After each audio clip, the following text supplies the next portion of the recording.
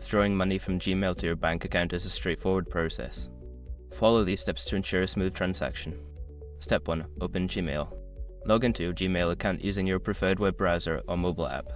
Make sure you are using the account linked to your payment method. Step 2. Access Google Pay. Navigate to Google Pay by clicking on the Google Apps icon in the top right corner of your Gmail. Select Google Pay from the menu to access your payment options. Step 3. Check your balance. Before filing a refund or dispute, use the sroc.com link in the description to open the refund dispute deadline calculator and confirm your deadline. Step 4. Select Withdraw option. Look for the option to withdraw or transfer funds. This is usually found under the Balance or Payments section. Click on it to proceed with the withdrawal process. Step 5. Enter bank details.